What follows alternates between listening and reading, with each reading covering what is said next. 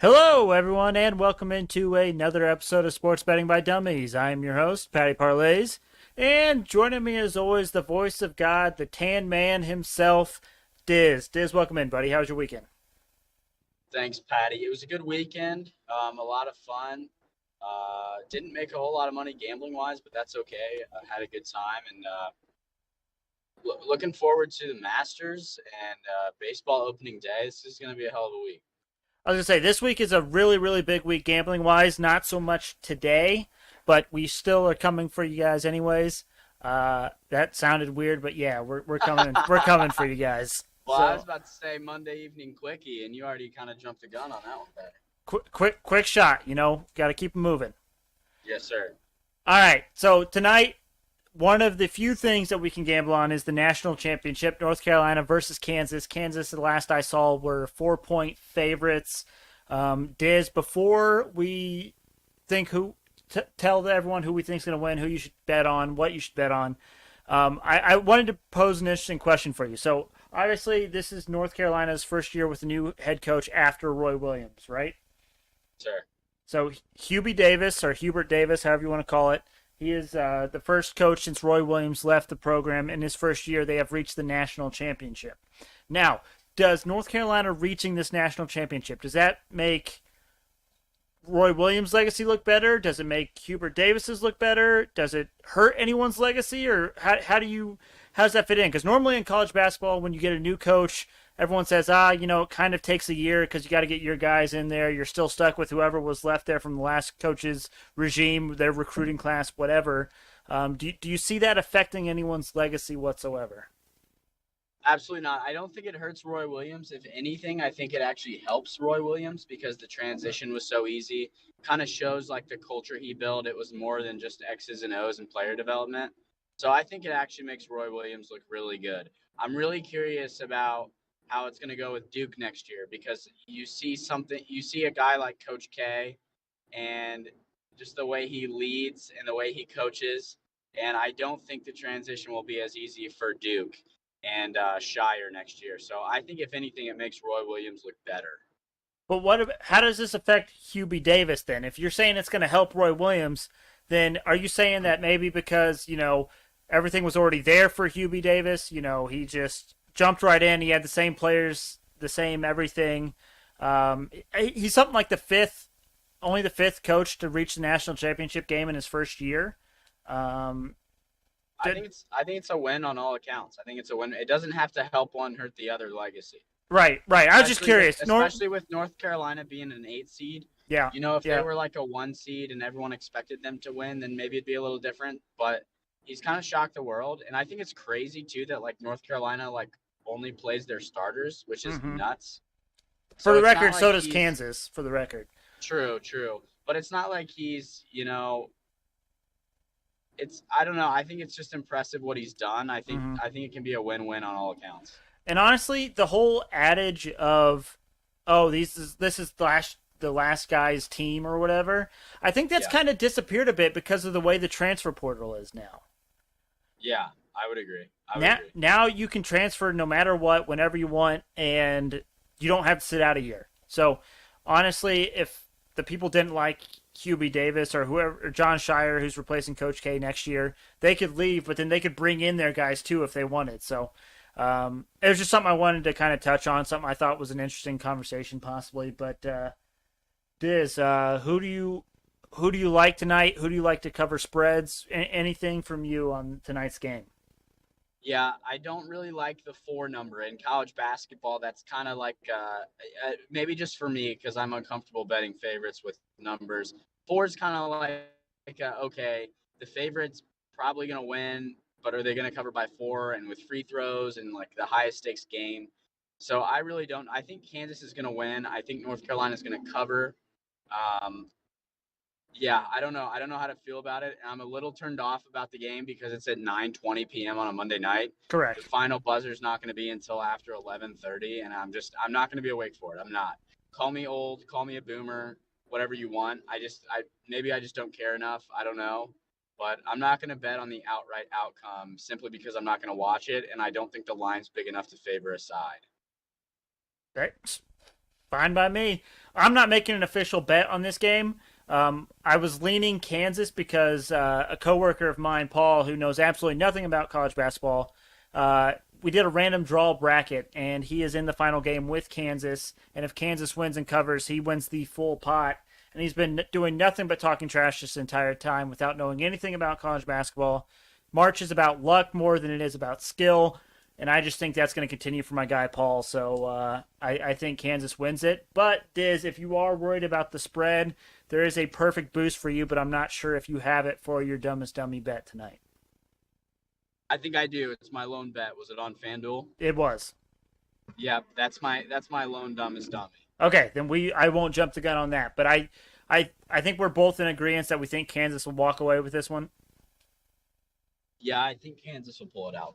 But I would love North Carolina to do it. I enjoy their run. I'm glad they knocked off Duke. Uh, I'm rooting for the Tar Heels, but I think Kansas just looked too damn good against Villanova. Well, I think too Villanova had a big injury to their team, and they just kind of lost steam, if you will. So I think Kansas may have looked overinflated, looked better than they actually are. But yeah, this one should be. Hopefully, it's a good game. That's really all I'm hoping for. I'm not really betting on this game. Yeah, same here. All right, then, Diz, you want to jump right into our dumb dummy then? Sure thing. So I went 1-3 on Friday. So to start off the month, I'm down like just more than 1 unit. How did you do? I am 0-1. I wasn't liking the board too much. The only thing I liked was Villanova, and they did not pull through for me, as we briefly mentioned right there. So I think well, that was the first of the month, right? So I'm 0-1 on the month, just down 1 unit. Is that correct? Yep. Sweet. That's all I got. Sweet. Okay. Diz, do you want to go ahead and give us your one dumbest dummy? We kind of already teased it, but do you want to go ahead and give that to us for tonight? Yeah, it's FanDuel Boost. Patty spoiled it for me, but UNC to cover 7.5 and then combined points over 150. So I thought that was nice. I feel like it can be close, and with free throws, you never know. So I'm liking the 7.5 a lot more than the 4. And I feel like points are going to be scored. We saw it from both teams in the first round of the Final Four. So that was really the only thing I was liking tonight. I believe that boosted up to plus 220, and that is all I have for this evening.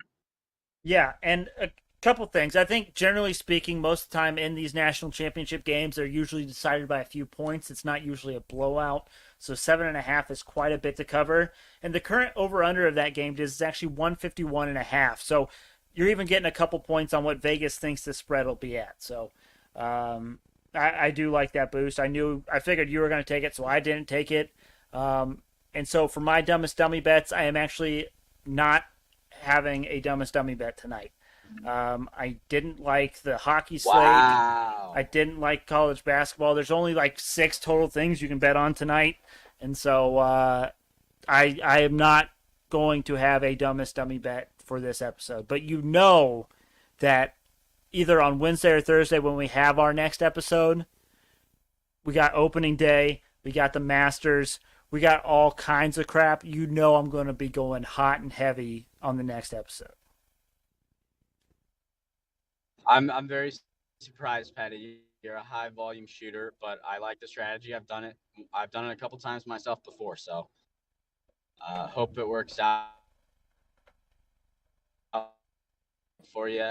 Doing a Wednesday pod to hype opening day and the Masters. Maybe do a little 10 minutes on the Masters, who we got. Maybe bring in Big Mike if he's able, since he's our golf specialist. And then maybe do a 10 minutes for MLB, maybe just division winners. Maybe some win totals we're liking. I like it. Hell yeah. All right, Diz. Group best bets. We went 1-2 on Friday, so we ended up just down about a unit, I think. Anything that you're feeling for tonight? Is there any NHL action tonight? There are 4 games tonight in the NHL. I'll tell you one that I like. A couple of them that I like. I like the Tampa Bay Lightning money line at -130 versus the Toronto Maple Leafs. It is at Tampa Bay, and I believe Tampa Bay is 21-6-5 or something at home all year. So I like the Tampa Bay Lightning at -130. Diz. Yeah, I'll take that. It's pretty good value for the Lightning at home. Yep, agreed. And then here's an interesting one for you, Diz. How about the Coyotes +2.5 versus the St. Louis Blues? I know it was a stretch. That one you'll need to convince me. I I don't really have too much on it, other than it's a +2.5. But what about the LA Kings +150 on the money line at home versus the Flames? Now the Flames are the better team, but the Kings actually won in Calgary 3-2 the last game they played. So now they're flipping. They're going to LA, and the Kings actually won in Calgary. So how do you feel about the LA Kings +150 on home ice? Home puppy, as you will. I mean, home dogs at +150. I'm gonna say. All right, full send there. Yeah. Now we get into, so do we want to bet on the national championship, or do we want to try to look at some NBA games for tomorrow? Let's throw something at the national championship. What are you feeling about the over, Patty? That's where I was heading. I was heading towards the over 151.5.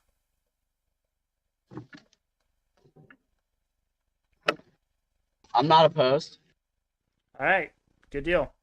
So to recap our group best bets, we are going Tampa Bay Lightning money line -130, Los Angeles Kings money line +150, and then the over 151.5 in the national championship. Love it. Sign the contract. Alrighty.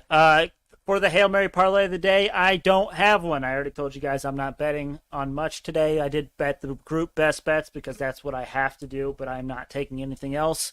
But you can bet I will have a juicy one on Wednesday. I'm talking probably every MLB game, probably every NBA game, and probably every NHL game. So just be on the lookout for that on Wednesday. All right, Diz, anything you need to get off your chest before we call it a Monday? I don't think so. Wednesday pod for Masters and MLB preview. Yes. Wednesday's episode will be a longer one, probably a bigger one. Keep your eyes peeled for that. But thank you all for listening. We really appreciate it. Make sure you check us out on Twitter and Instagram at SportsBetByDumb. Also, make sure you check us out on YouTube. Go to the YouTube search bar, type in Sports Betting by Dummies. Should be the first one up there. Look for the black and yellow logo. You cannot miss it.